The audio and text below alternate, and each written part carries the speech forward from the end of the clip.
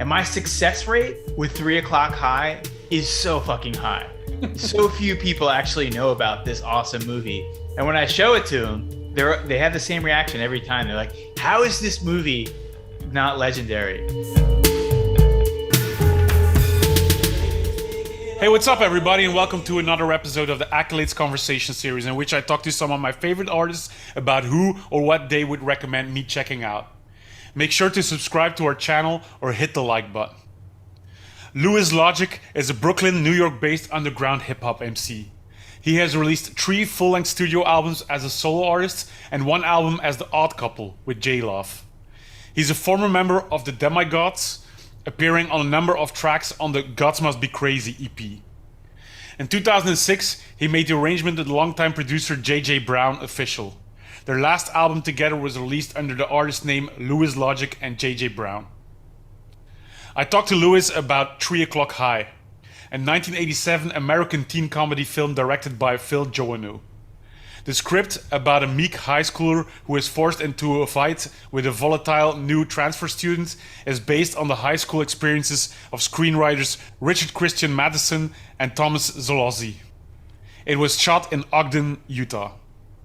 If you are into my illustrations, this Accolades series started as the illustration book, which you can still get on our website, craterecords.be.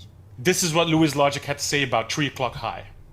So, when I think about art in particular, like in any medium that in my view was largely overlooked despite its excellence, the thing that jumps out most to me is an 80s teen comedy that I just fell in love with as a kid, called 3 O'Clock High.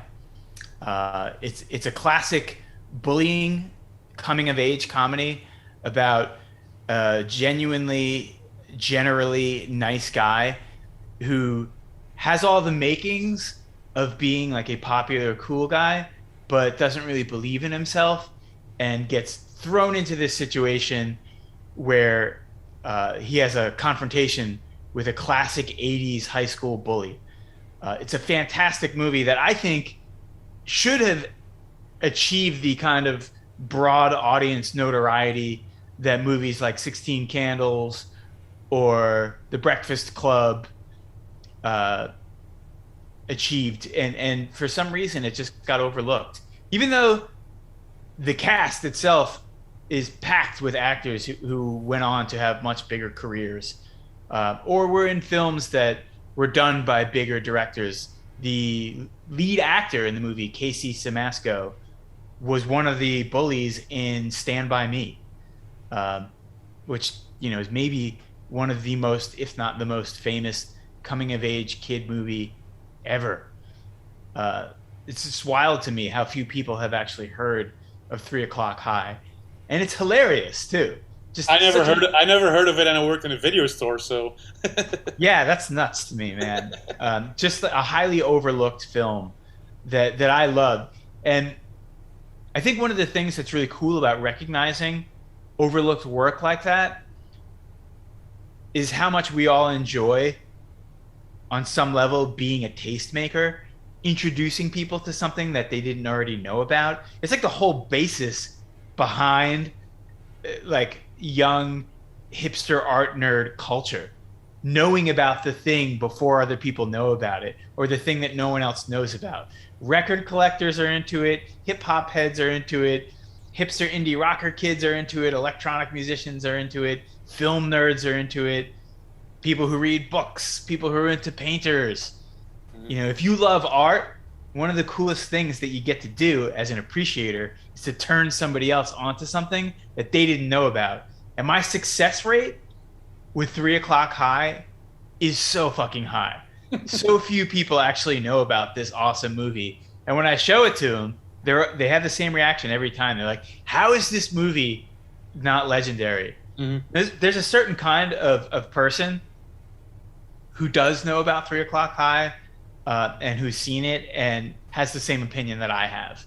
Generally, at this point, they're in their late 30s to late 40s, and they remember having discovered it as this little off the beaten path movie that occupied the same space as films like 16 Candles, Pretty in Pink, Some Kind of Wonderful, Adventures in Babysitting, like all these coming of age 80s teen comedies.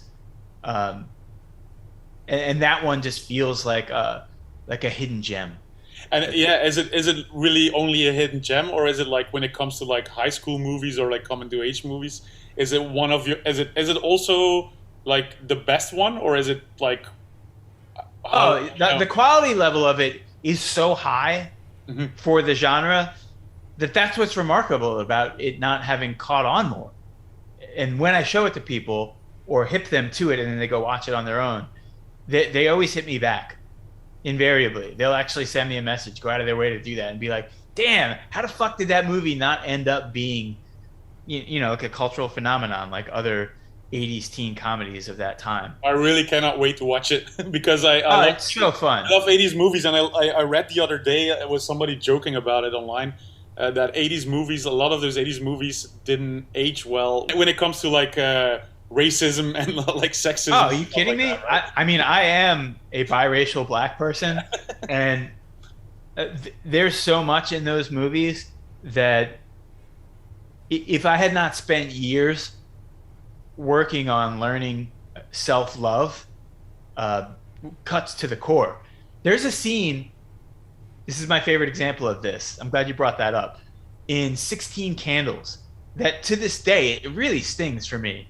The scene is when Molly Ringwald has gone through her morning routine on her birthday in her home, and her mother, her father, her brother, no one remembers that it's her birthday. And she's going up to each of them and being like, there isn't anything special about today. And no one remembers. And then she gets to school and she sees her best friend, and they're leaning against lockers talking to each other, and she's describing her ideal fantasy of what the 16th birthday is supposed to be like. Because in American culture, it's a really big deal, especially for young women. And she describes the things that she would have expected to have happened in her fantasy version of turning 16. And one of them is a little vignette about her losing her virginity. And the other one is this idea that there would be a beautiful sports car waiting for her with a bow around it. And in a clever little turn of phrase, she's trying to say that she wants a black Trans Am in her driveway, but the way she phrases it, when she says she wants to do it on a cloud with a super hot guy and not get pregnant, it's unclear whether or not the color black describes the guy or the car. And her friend misunderstands, and it's like, black guy? As though it's horrible, the idea that Molly Ringwald would want to have sex with a black guy. I mean, I remember when I was a kid, as a black kid who lived in all white neighborhoods because I was adopted by a white family when I was a baby, hearing that line in the movie and just like shame washing over me and just being like, I'm the undesirable thing. She's talking about me. Her friend would be mortified about the idea of Molly Ringwald losing her virginity to someone like me. And there's so much stuff like that in 80s films. That film in particular is just packed with horrible racist stuff. I think, though, one of the most powerful lessons to me of the modern era of social justice should be about forgiveness and recognition that we didn't all arrive into this world in the 70s and the 80s knowing what was going to seem wrong in 2022. Yeah. And I think it's kind of fucked up that people are not kinder about that, because it was a really different time, you know, and we judge very harshly someone in their 70s or 80s who would refer to a black person as colored when they grew up, that's what they knew for decades. Sinterklaas or Santa Claus here in Belgium has his black Pete's that people. Oh yeah, I know about it. People don't want to get rid of him because it's tradition, and it's like, right. Oh man, don't touch that because it's tradition. But like, There's no kid like there's this kid show in Belgium that changed one character, like a younger version of the other character came in, and those kids immediately, took that new character in as like for granted, and it was just the same show. It's not a problem. For kids, it's not a problem. It's just like something fucking ridiculous and stupid, and people can still not admit here that a black Pete is something very racist, and it's like it's something that I still need to explain to like people who are even close to me. That it's like, how can you not see he's from Spain and he got stuck in a chimney or whatever the fuck. Right. Yeah. It's like it's horrible. Have you seen the show Atlanta? The first 2 seasons I've seen. Okay, in the new season they address that exact subject. Oh really? Yeah, Okay. you got to watch it. It's really good. All this to say, those films that I grew up on, I mean, they caused me a lot of grief and a lot of trauma. I grew up to be an alcoholic who had to regulate his emotional state with alcohol, drugs, sex with strangers, who ended up having to get sober and go to therapy and explore my childhood trauma and the relationship between my addiction and childhood trauma. Those films are a part of my childhood trauma. That said, I've learned in therapy that like a big part of what we're doing is learning to hold both thoughts. So yeah, that thing really scarred me that happened in 16 Candles, but that was also one of my favorite movies as a kid. And holding both of those thoughts is a big part of the work that I do in therapy. And for me, that extends to much more than just coming of age 80s teen comedies as a biracial black kid who was adopted by a white family. Because I have to do those things with people that raised me. Mm-hmm. It's complex stuff. Like I always enjoy watching an 80s teen movie, but it's like it's something that completely disappeared, or am I wrong? Maybe it's because I'm old and I don't know anything anymore. No, I mean I think there have been revivals of the general concept of like the 80s teen comedy. It's just the more sensitive we get culturally to some of the drivers of the comedy that's in these projects, the more difficult it becomes to weave one together. Yeah. A lot of them are based in exclusion and otherness of someone. And stereotypes, I guess. Stereotypes. And objectification. And so how do you make a movie about these things that doesn't smack of that stuff? Today, Bo Burnham's movie, what was it called? Oh man, it's going to drive me nuts now. The last thing I saw was the Inside. The special. 8th Grade. Oh, yeah, okay. 8th Grade. We might think of 8th Grade as being a particularly wholesome version of this coming of age struggle. Today, you don't know what people are going to say about that movie in 2040. They might look back on it and say that it was really insensitive. Like as an American, I have like 2 big stereotypes for me as like prison. Is that prison is very tough in the States, or like that you have to be part of a gang or whatever. That's the perception that they give out. And the second thing is high school is you're part of like the nerds or is that something that is really true, or is that something that is just like an exaggerated version of that? Do you know what the Gini coefficient is? No. It's a socioeconomic tool used to describe inequality. What it measures is how much inequality of income there is in different countries. I think it's income. It might be wealth, but I think it's income. And what you find is that as the Gini coefficient raises in a country, as the number goes higher, the level of inequality is higher. And there's a directly proportional relationship between the size of your Gini coefficient and how capitalistic your society is. America is a place that can be thought of as like peak capitalism. We monetize fucking everything here, even things that shouldn't be monetized, like healthcare. And the prison industrial complex is real here.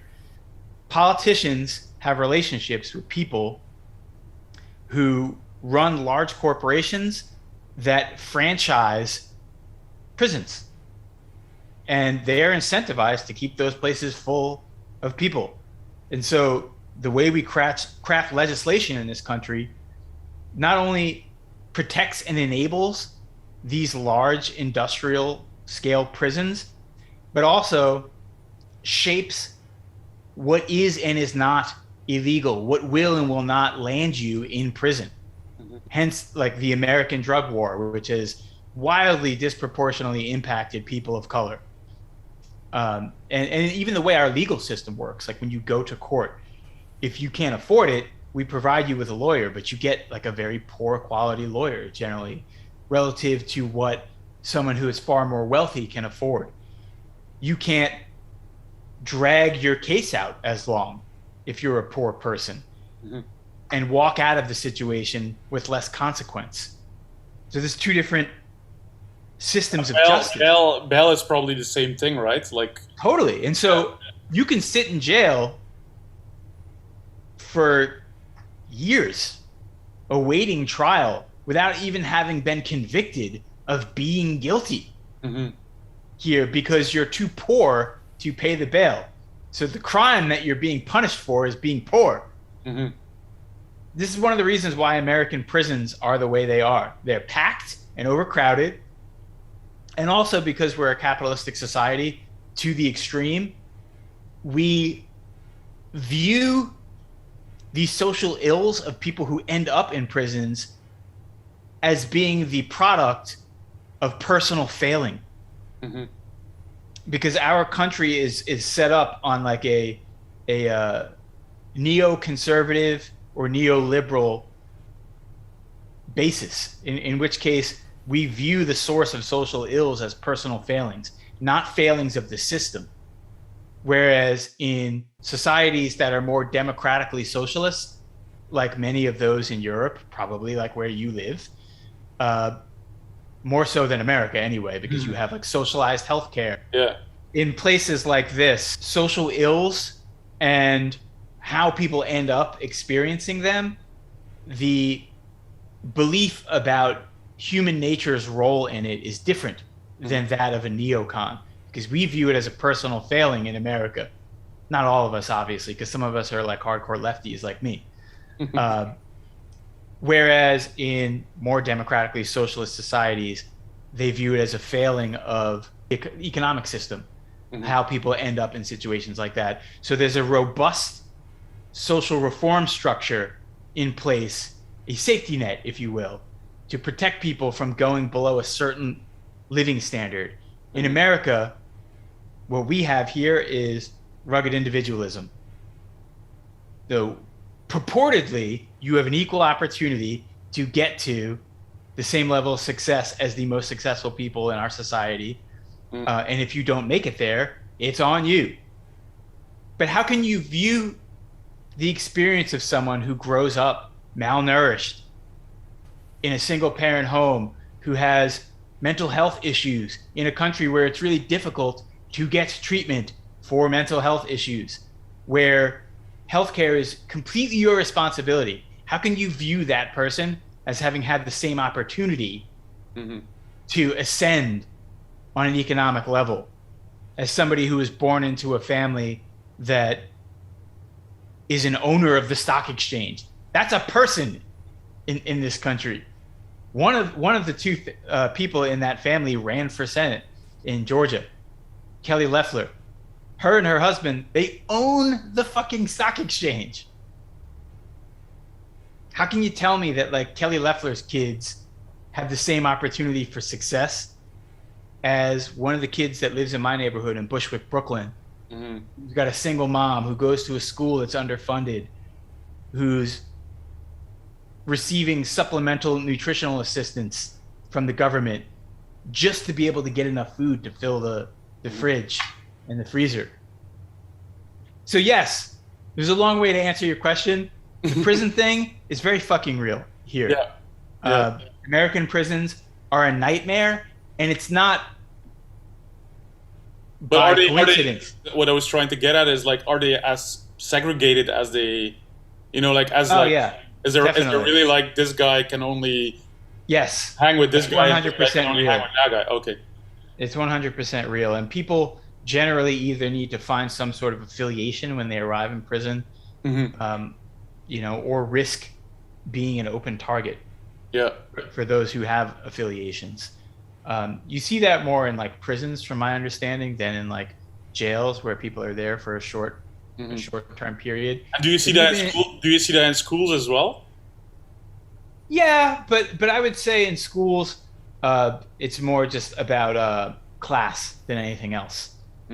And so kids who come from families with money, who have resources, who are able to have all the coolest new clothes and gadgetry, tend to be more popular than kids who don't have those things, unless you were just fortunate genetically to be particularly good looking or awesome at something, in which case you can kind of hop social rank a little bit because you are an amazing athlete, or because you're in incredible shape, or you're really curvy, or you have awesome hair. Things like that might help you to climb the social ladder a little. But my experience in American high schools was just that there was a class structure happening in it, just like you see in teen comedies. And most of the people that I know would say the same. I think looking at a teen comedy, to bring it back to that, is like, for us it looks different than it looks for you guys, I guess. Probably, I would imagine. I mean, I don't know what high school is like in Belgium or in the Netherlands or in Switzerland or. Well, the thing is, when I went to school in the 80s and the 90s, the amount of like people from other cultures or other regions were zero. So it's like that's only been around for like the last 10 to 20 years, and I'm slightly positive that the more people mingle with each other, the more people will have to open up. And it's just some sort of stubbornness involved in whatever racism is. Yes, I do hope so. I mean, like it's maybe a little. It's maybe sounds a little bit too positive, but No, I mean, that's my hope as well. But here's something else I learned, and part of the reason why I know about some of these things, like the Gini coefficient and some of these social issues, is when you go to social work school to become a therapist, which I'm currently doing, what you find out is that a lot of the classes are about socio-political issues. I was already a political junkie. I got super hooked when Bernie Sanders ran in 2015, and I never really looked back. So I've been an avid consumer of politics and social issue news. It's for me, it takes the place of like what sports would be, or video games for your garden variety American male. So I spent a lot of time with that stuff. But when I got to social work school and realized that a lot of what you're studying is about that, I learned about some of these things. And one of the things that I noticed is, as we were talking about earlier, about like where you are on the scale from completely socialist to completely capitalist, is largely dictated by how racially homogenous your society is. So places that have really broad social safety net structures that are socialized, like socialized medicine, free public universities, and et cetera, tend to be more racially homogenous places. The more racial diversity you have in a place, the harder it is to implement policies like that. Because humans, for some weird reason, have it baked into the way they think and view the world, that if someone who is different from you is getting a benefit, it means you're losing one. So there's this author and activist that I really, really love, Heather McGhee, who wrote this book called The Sum of Us. And it's about the cost of racism in America. But you could apply this to any society, really, where there are different groups of people who have strong, recognizable cultural differences, different appearances, different religious practices. What you see happening is, in those places, a fear that if one group gets a benefit, it means that it'll come from your pile. You're going to lose out. It's zero sum sociopolitics. And I just don't think that people recognize what those kind of things cost you. So the best example of it that Heather McGhee gives, because it's a classic American fable about zero-sum political thinking, is in the Franklin Delano Roosevelt era of America, when the New Deal happened. All these social programs got built to recover from the Great Depression. And the side effect of that was the explosion of labor unions and the development of an American middle class. So by the 50s and 60s, these suburban neighborhoods had all these amazing public goods, like these Olympic-sized swimming pools that were public, that families would take their kids to. But they were highly segregated, and black families weren't allowed to go there. When the civil rights era happened, and Martin Luther King was out marching in the streets, and legislatively, America tried to enact law to outlaw segregation, a lot of those white communities were now suddenly faced with a situation where they were supposed to share those huge Olympic swimming pools with black families. And many of them didn't want to do that, so they drained the pools and they left them there empty, cheating their own families out of the opportunity to use them. They would rather go without this public good than to share it with someone who looked different from them. And Heather McGhee's work is about exposing how racism, religious bigotry, hatred for people from the queer diaspora, it costs us all. We all lose out when we invest ourselves in things like that. Now that might be like a really rosy view of the world, like you were saying. I share your view, Tom. But I think if you actually get on the ground and do the math on this, what you'll discover is that you lose more in opportunity loss from people who can't participate in society as earners, as providers, as creators. And they become wards of the state in prisons, in mental institutions, on social benefits like welfare programs because of these things. So all these people, these like hardcore conservatives who are against social programs that help people, don't recognize we're spending all this money on this shit because of that rugged, individualistic, capitalistic system that we developed that tells you if you give a benefit to someone, you're going to lose out. What we don't recognize is if you could make these people whole so that they were able to operate on a pretty level playing field where they had the same kind of educational opportunities, the same kind of resources, they would be able to contribute in the way that you are. But do you in the end, like, I don't know, I might sound too positive again, but do you think it's going in the right direction, at least? Well, I'll say this. When Bernie Sanders campaigned for the Democratic nomination in 2015, people said that his ideas were crazy. Here, where you lived, a lot of those things were already in place.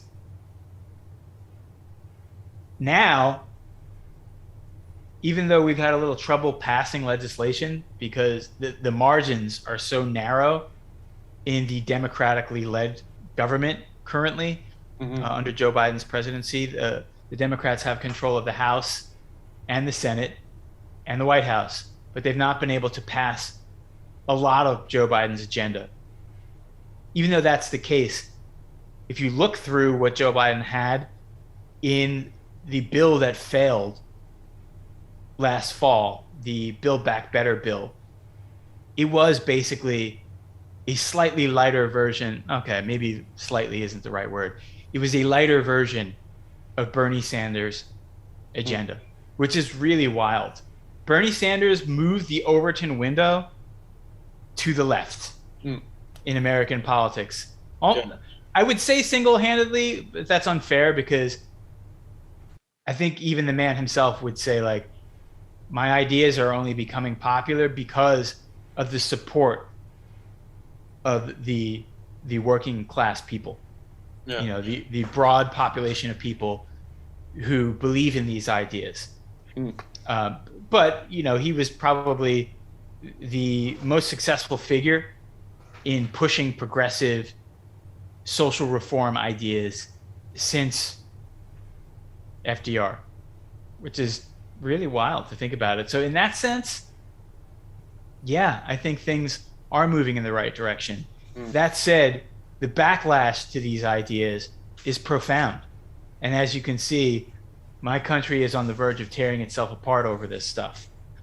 Because conservative politicians are really good at convincing people in places who are not exposed to other populations, to the extent that, like, maybe I am because I live in New York City. They've convinced these people to be afraid of sharing those resources, to be afraid of being exposed to a changing America, that it's going to get taken away from them, that they're going to lose something by having to share this place.